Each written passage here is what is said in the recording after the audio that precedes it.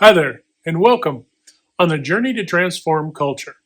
I'm Steve, and I'll be your guide. Well, folks, I hope you're having a fantastic day and an even better week. All right, folks, this video is going to be focusing on the 15-minute initiative. You're probably asking yourself, what the heck are you talking about, Steve? Well, the 15-minute initiative. So think of it this way. All the members of your team, and remember too, we talk about organizations uh, because typically this is where we congregate as teams, right? Individuals then become teams. But this isn't just to say your work. This could also be civic organizations, churches, friend groups, family, all the things, hobbies, all of it, right? Wherever your team, essentially.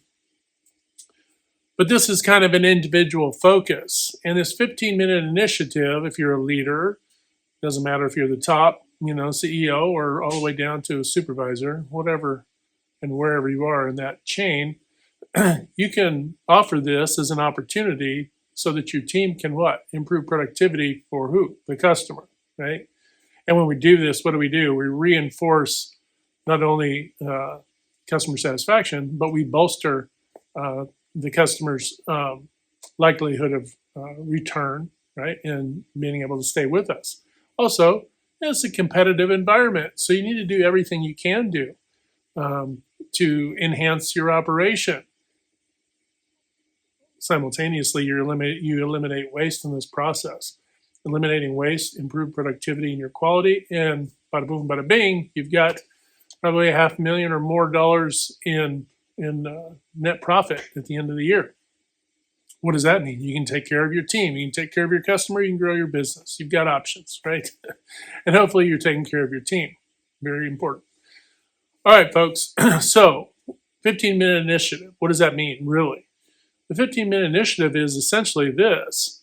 Find every team member within your organization, make this an overall mandate, that they're to go in and try to find activities, things that they're doing that are taking away from their ability to provide value to the customer, right? So it could be, it's easy when we're thinking of separating out non-value added positions and roles because much of what they might be able to improve might eliminate some waste, but more often than not, it's getting them to eliminate distraction, okay? And we'll come back to that. But essentially, eliminate 15 minutes of non-value added work to your productive workforce, okay? And that means everyone, really, okay? And then replace that with what? Productivity, your productivity, right? Which also can be quality as well, right? So where should we start with this? Well, first of all, because each of your team members have different positions and roles and tasks and all of the things, have them brainstorm a bunch of ways that they could eliminate 15 minutes of, say, distraction, right? Waste, essentially. But it could be that they've got to, walk hither and yon looking for resources, or they have to go to a different office, or all the things that are taking time away from them doing productive work, right?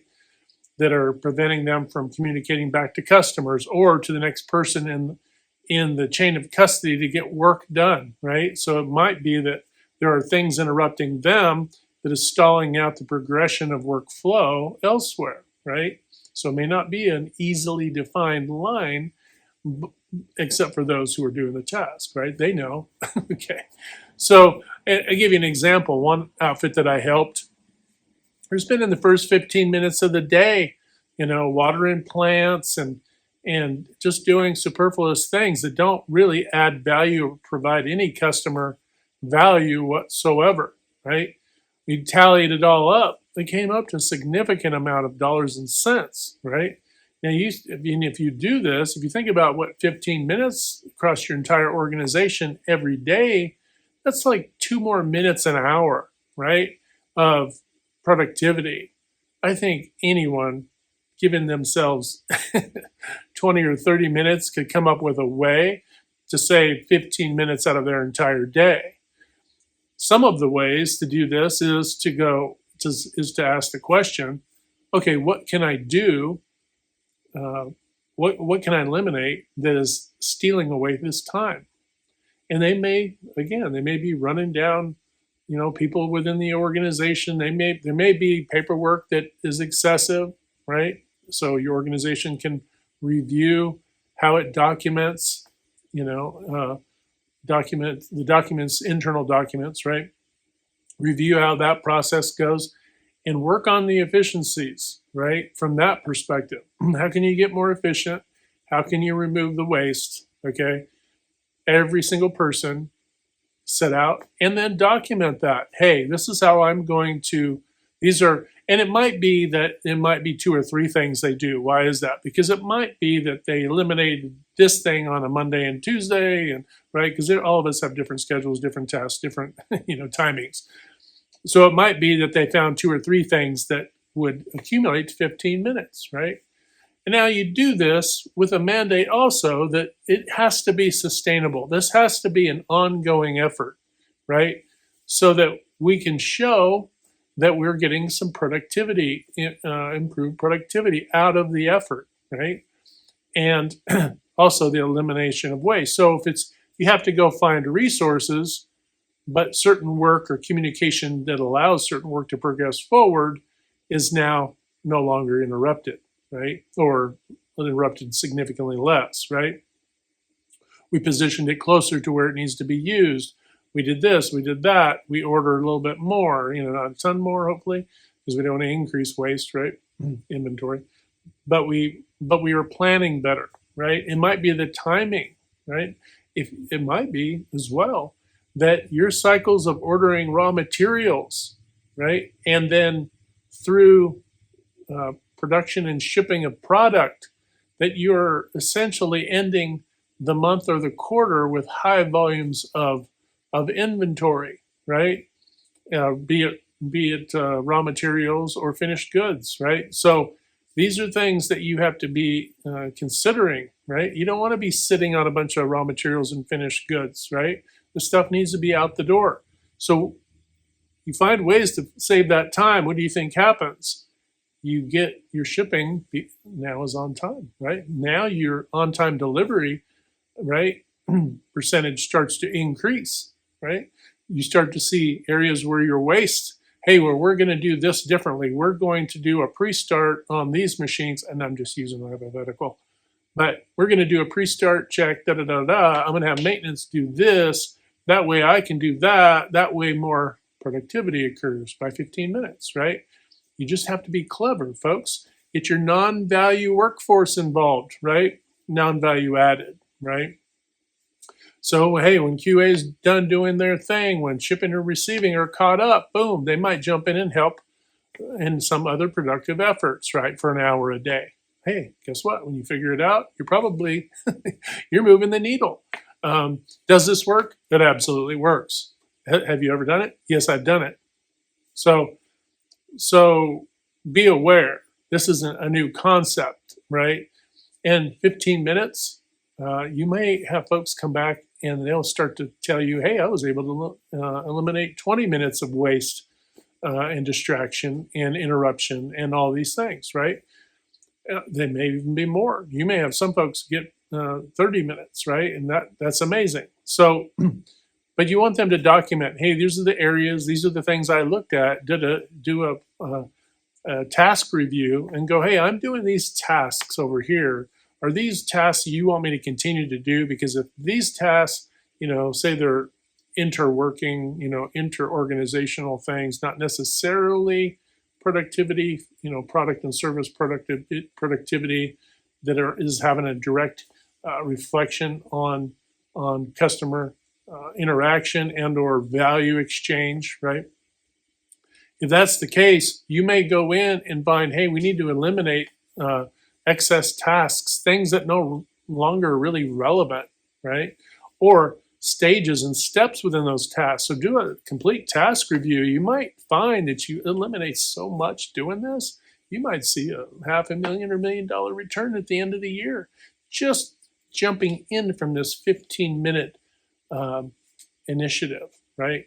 doing the 15-minute initiative. It's simple, it's easy, it's something to do. Document it. Tell folks, hey, part of the mandate is that it needs to be sustainable. We need to make sure, whether you're getting that 15 minutes in a concentrated form or whether that's returned in other areas of your work, 10 minutes here, 5 minutes there, 5 across the way, whatever it is, right? You're producing more, all the things. However however you want them to document, I'm not going to micromanage your processes, but I am saying this is that make sure folks come up with their own plan and then assist as required, of course, but make sure you give folks ample opportunity to come up with ways. Hey, 15 minutes a day, how can we become 15 more productive minutes a day better for you and your tasks, and see what they come up with, right? And then if you need to work with your team, then work with your team. And I think you're going to find this is going to be quite beneficial. You'll probably start to see some real shifts in your productivity and your net returns, right? Within the first 90 to 120 days, if not sooner, really, quite honestly. And it's actually kind of fun. And if you go into it with the right attitude, it becomes kind of a game, right? Hey, what are some other things we can fix and tweak? And next thing you know, you're whittling down and you're becoming very lean, right, folks? This is the whole idea, of become lean.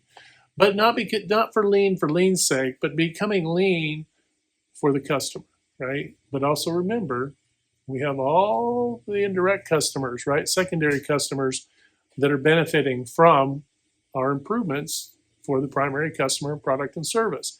And those customers, which also is the rest of your team, it's also your community, right?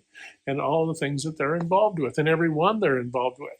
And then, of course, if you transition this mindset in beyond working organizations and you look at civic organizations and governmental, right? Local and state governmental, of course, federal should already be doing this, but doing all of this, you're going to save taxpayers money, okay? You're going to have more money to fill more potholes and to build better roads and to do the things that you need to do, right? Education, all those things. You become more effective, more efficient, you can do more with your budget, right? So very pragmatic approach to doing things. All right, folks, didn't want to make a long video today. Remember the 15-minute initiative. Get yourself a real nice turnaround and kind of get your team, sparked for the new year and get things going and get them excited about it. Because remember, you're doing this helps all customers. Everyone in your life essentially is a customer, and this domino ripples out. On that note, remember, hit that good green domino 3 to 5 times a day or more to uplift, motivate, inspire, and just encourage one another. When you do that, not only hoping to transform culture, but you're transforming your own life. But remember, we can't transform anything on the outside unless we're willing to transform on the inside. That's super important. All right, folks, have a fantastic day. Hit like, share, and subscribe. Until next time, we'll talk to you later.